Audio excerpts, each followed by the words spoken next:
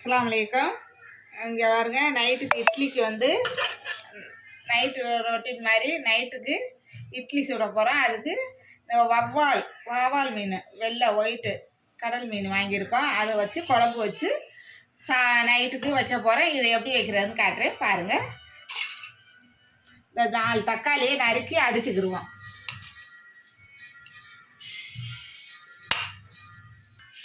இங்கே பாருங்க, மிக்சி ஜாரில் இந்த 4 தக்காளியும் போட்டுக்கிடுவோம்.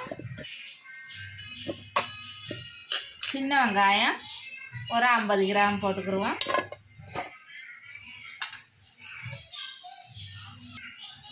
பாருங்க, பூண்டு ஒரு 4-5 பல் போட்டு இதை மிக்சி ஜாரில் அடிச்சுக்கிடுவோம். இங்கே பாருங்க, மீன் சேர்த்துக்கிடுவோம்.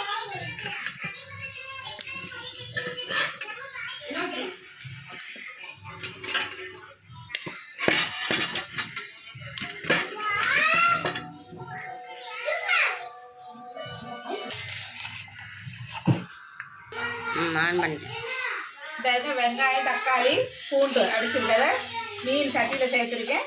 இந்த மசாலாவை சேர்த்துக்கிடுவோம். கலருக்கு காஷ்மீர் மிளகாத்தூள் போட்டுக்கிடுவோம்.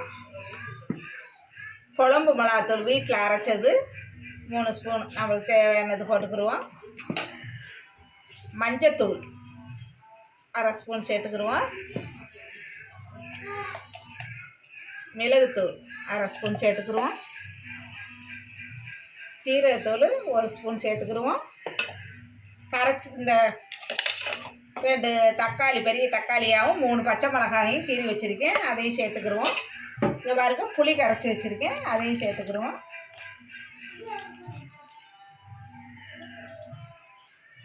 சேர்த்துக்கிட்டு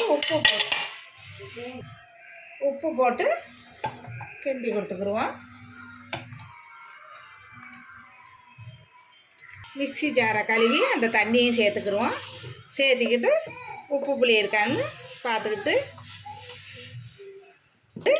அப்படியே கிண்டி விட்டு அடுப்பில் வச்சுருவோம்.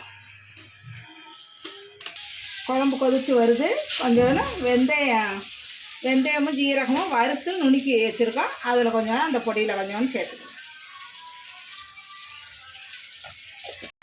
மீன் குழம்புக்கு இந்த பொடி சேர்த்தா நல்லாயிருக்கு. நாங்கள் தேங்காய் இல்லாமல் காய்ச்சிரோம்.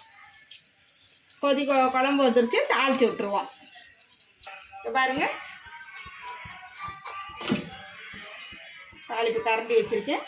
ஆயில் தேவைப்பட்டதை சேர்த்துக்கிடுவோம். எண்ணெய் காஞ்சிருச்சு, வெந்தயம் சேர்த்துக்கிடுவோம். ஜீரகம் சேர்த்துக்கிடுவோம். சின்ன வெங்காயம் சேர்த்துக்கிடுவோம். வாழைக்கட்டும் கருவேப்பிலை சேர்த்துக்கிடுவோம்.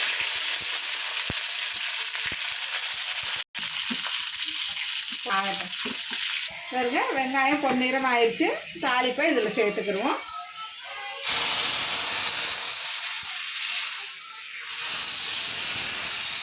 தாளிப்பை சேர்த்தாச்சு. பாருங்க, கொத்தமல்லி சேர்த்துக்கிடுவோம். சுவையான மீன் குழம்பு இட்லிக்கு ரெடி ஆயிடுச்சு. நைட்டுக்கு எப்படி இருக்குன்னு பாருங்கள். இந்த மாதிரி மீன் எந்த மீன் இருந்தாலும் இந்த மாதிரி இந்த மெத்தடில் வச்சு சாப்பிட்டு பாருங்கள், நல்லாயிருக்கும். அஸ்ஸலாமு அலைக்கும்.